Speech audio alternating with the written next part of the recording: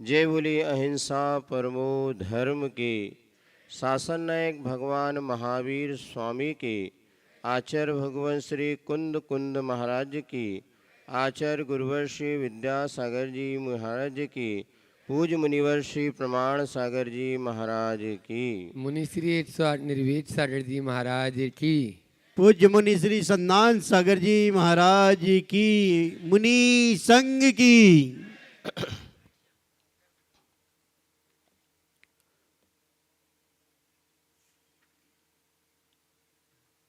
व्यक्ति के लिए जब वह जन्म लेता है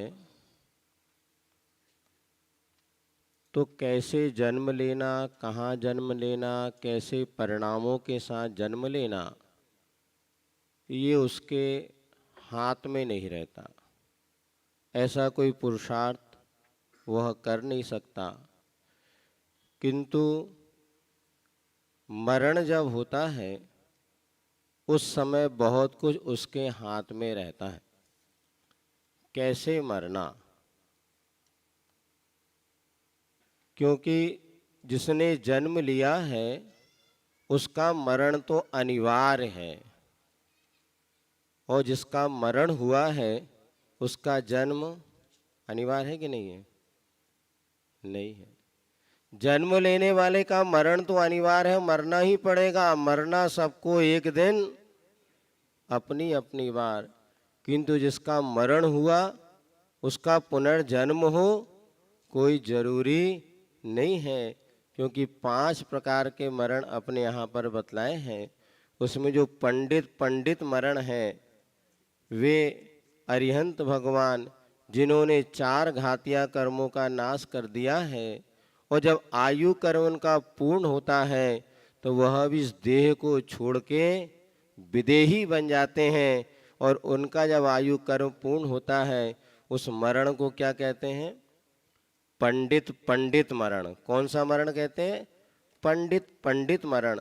अर्थात मरण तो अनिवार्य है किंतु पुनर्जन्म ना हो ऐसा पुरुषार्थ किया जाए, ऐसा मरा जाए कि पुनः जन्म लेना ना पड़े।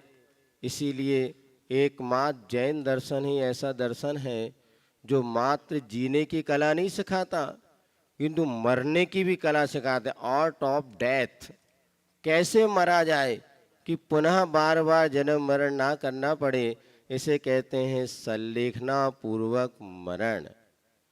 तो यहाँ पर चूँकि ज़्यादातर बहुमत सीनियर सिटीजन का है, और वैसे भी एक समय था जब दीर्घ आयु हुआ करती थी, अब 60-70 वर्ष औसत आयु लेकर के चल सकते हैं। तो जीवन जीने की कला तो हमने बहुत सीख ली और जीवन बहुत सा निकल भी गया, किंतु अब कौन सी कला सीखना है? मरने की कला सीखना है। जो 50 से ऊपर हो गए अब उनको कौन सी कला सीखना भैया बताओ? जब गुरु के पास जाओ तो कहना महाराज अब तो मरने की कला सिखाओ, ऐसा मरण कि पुनः जन्म मरण ना करना पड़े। आचार्य कहते हैं जिसने समाधि संलेखना पूर्वक इस देह का परित्याग कर दिया, अधिक से अधिक 6-7 भव और कम से कम 2-3 भव में तो निश्चित उसको सांसारिक दुखों से पूर्णतः मुक्ति मिल सकती है। मोक्ष क्या है? मोक्ष क्या है? संसार के दुखों से छूटने का नाम ही तो मोक्ष है। मूक माटी में बहुत अच्छा प्रसंग अंत में दिया।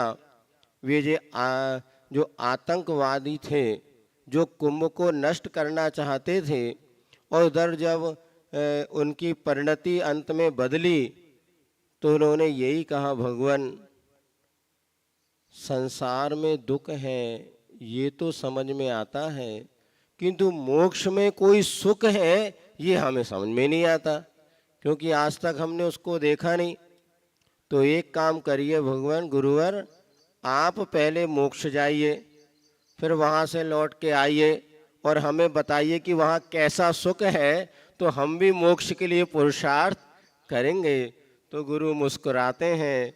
बात ऐसी है कि मोक्ष में जाने के बाद पुनः लौट कर के आना नहीं होता। और मार्ग पर विश्वास किया जाता है, तभी मंजिल की प्राप्ति होती है। आपको यह श्रद्धा का विषय, इस बात पर विश्वास करना होगा कि सांसारिक दुखों से मुक्ति मिलने के बाद वह जो सुख मिलता है वह शाश्वत सुख ही मुझे प्राप्त करना है। दुख तो आपको पता है ना, संसार में दुख है कि नहीं, बोलो भैया, है। तो संसार के दुखों से तो मुक्ति चाहते हैं, हाँ चाहते हैं। तो इस पथ को श्रद्धा से स्वीकार करना होगा। तो निश्चित है कि जन्म हमारे हाथ में नहीं है, किंतु मरण के लिए हम सम्यक पुरुषार्थ तो कर ही सकते हैं। और अंत समय हमारा कैसे हो, तो हमेशा भावना भाते हैं कि दिन रात मेरे स्वामी, मैं भावना ये भाऊं, देहांत के समय में तुमको ना। हर श्रावक की भावना तो होनी चाहिए।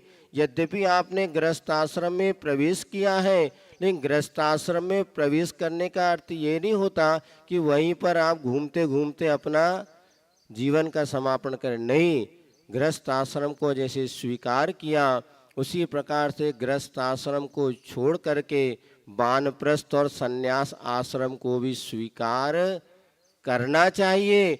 और एक उम्र के बाद तो लक्ष्य बना ही लेना चाहिए कि अब हमें गृहस्थाश्रम में जब तक आवश्यक था, सुन रहे हैं आप लोग, जब तक आवश्यक था तब तक हमें 5 पाप करना पड़ा। गृहस्थ आश्रम में 5 पाप होते कि नहीं होते? हिंसा, झूठ, चोरी, कुशील, परिग्रह, ये होते ही, करना ही पड़ता है।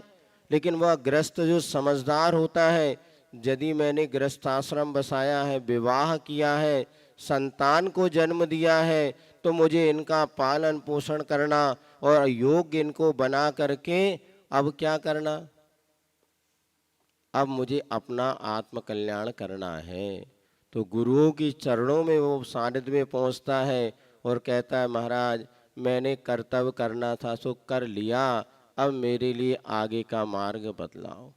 इसीलिए समझदारी तो उसी में है कि आवश्यकता है तो 5 पाप कर लिया। अब जब बेटे बड़े हो गए, बहू आ गई, सब उनका सेटल हो गया, व्यवस्थित हो गए, फिर भी आप घर में लगे हुए हैं और 5 पाप कमा रहे हैं, तो ये मूर्खता है कि विद्वत्ता है? आज यदि आप दुकान में ना बैठें, विचार करना, यहाँ जितने लोग बैठे हैं, यदि आप अपने व्यापार में ना जाएं, तो क्या परिवार में कोई संकट आ जाएगा? भोजन पानी में कमी हो जाएगी? कुछ नहीं। फिर भी हम उसी 5 पाप कर रहे हैं, तो ये समझना अनावश्यक रूप से पाप का बंद कर रहे हैं। तो हमारे जीवन में कैसे उद्धार होगा? एक सीमा के पास प्रत्येक गृहस्थ को अपने 5 पापों से मुक्त होकर के और यथाशक्ति व्रतों को धारण करना चाहिए। हमारे आचार्यों ने गृहस्थों के लिए क्रमशः 11 प्रतिमाओं का वर्णन किया है, और जो व्रती बनता है उसकी ही सल्लेखना होती है, अव्रती की कभी सल्लेखना नहीं होती।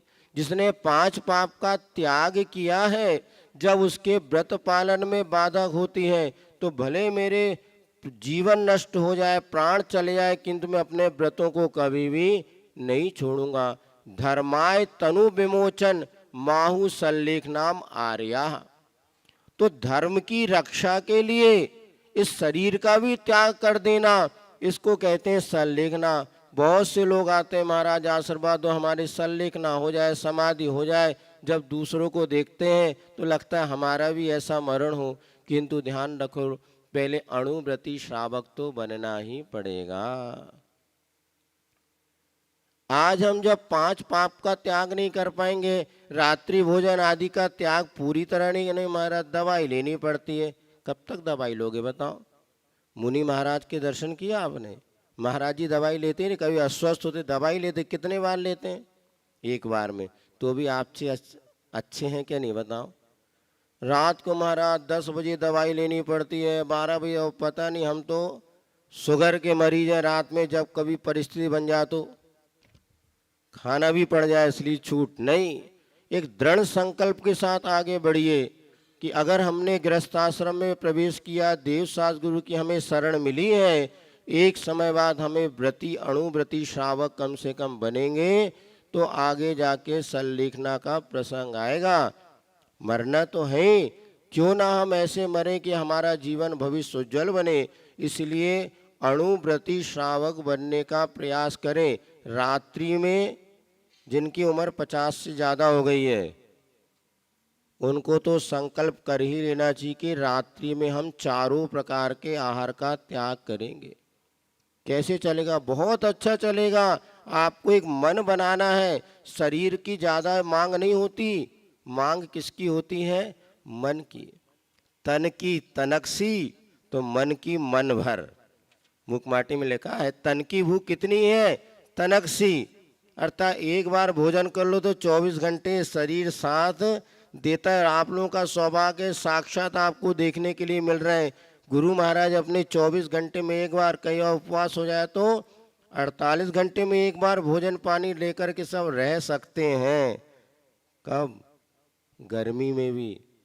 गर्मी में भी महाराज एक बार भोजन पानी लेते नहीं लेते? जब हमारे गुरु 24 घंटे में एक बार रह के हमारी इतनी साधना कर सकते हैं तो हम तो रात्रि में पानी का त्याग कर सकते हैं। बोलो, कर सकते नहीं कर सकते? हाँ तो बोलो, कर सकते हैं ना? तो इतना तो हम कर सकते कि रात में हम चारों प्रकार के आहार का त्याग करेंगे तो आपके जीवन की शुरुआत हो जाएगी। कितने लोग इस सभा में हैं जिनकी रात में चारों प्रकार के आहार का त्याग है, जो पानी भी नहीं लेते? हाथ उठाना। बहुत अच्छा। लेकिन बहुमत किनका है? अब कितने लोग ऐसे हैं जो रात में पानी का त्याग करने का मन बना सकते हैं? मन बनाइएगा, कोई तकलीफ नहीं होती। उस समय याद रखिएगा गुरुओं को कि ऐसे गुरु के हम भक्त हैं, शिष्य हैं, जो सुबह जिन्होंने पानी भोजन, अब वो पानी भी नहीं लेते, तो हम क्या रात में नहीं छोड़ सकते? बोलो भैया, छोड़ना ही चाहिए। जब आप दृढ़ता हम मान लाएंगे और संकल्प में बनेंगे तो आपको पता भी नहीं चलेगा कि कैसे जीवन में हमने एक कदम आगे बढ़ा लिया।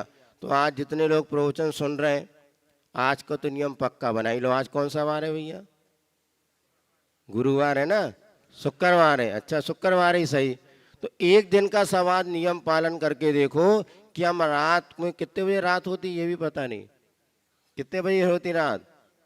हाँ, 7 बजे मान लो। तो 7 बजे के बाद कल सुबह 6 बजे तक 11 घंटे हो गए ना।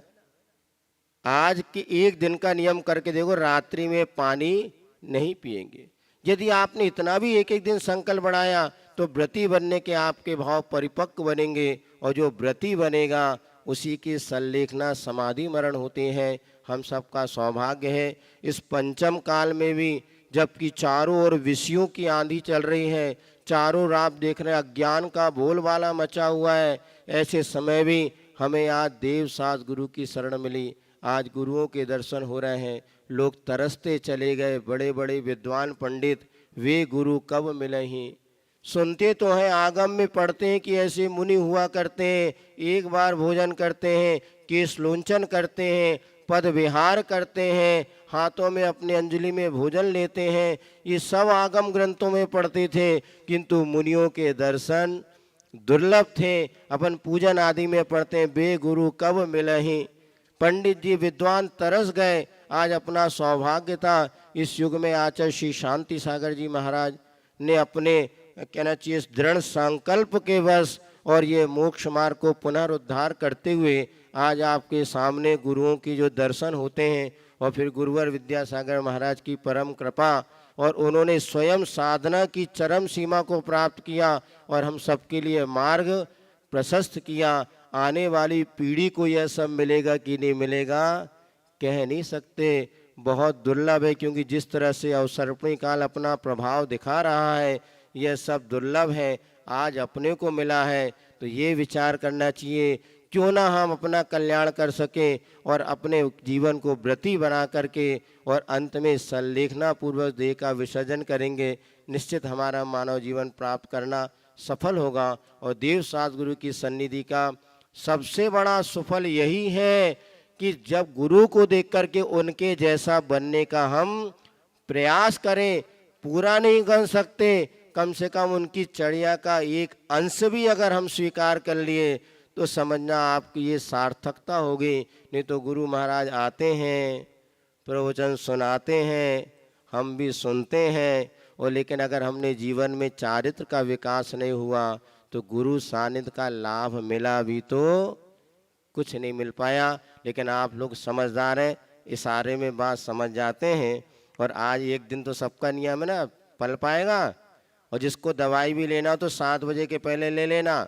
आप करके तो देखो, जी आपके भीतर जो आत्मविश्वास पैदा होगा, वो आत्मविश्वास ही आपके जीवन की उन्नति का साधन बनेगा। शरीर की कोई मांग नहीं है, थोड़ी बहुत मांग है, जो कुछ हमारे मन की मांग है। और गुरुओं के चरण सानिध्य में बैठ के अपने मन को इतना मजबूत बना लो कि बड़े से बड़े व्रत नियम संयम लेते समय भी हमें कोई घबराहट ना हो, तो गुरुओं का सानिध्य हमारे लिए सार्थक होगा। और निश्चित है आप सब अपने जीवन के अंतिम लक्ष्य जो है, यदि मनुष्य जीवन हमने सार्थक किया है तो सल्लेखना समाधि पूर्वक हमारा मरण हो, इसी में सार्थकता है। जैसे मंदिर बहुत अच्छा बना लिया लेकिन कलशारोहण नहीं किया तो मंदिर अधूरा माना जाता है। उसी प्रकार जैन कुल में जन्म लिया, मनुष्य पर्याय मिली, लेकिन अगर हमने अपने जीवन को व्रती जीवन बना के सल्लेखना पूर्वक देह का त्याग नहीं कर पाए तो हमारे जीवन अधूरा माना जाएगा। हम सब अपने जीवन की पूर्णता को प्राप्त हो, इसी मंगल भावना के साथ बोली भगवान महावीर स्वामी की।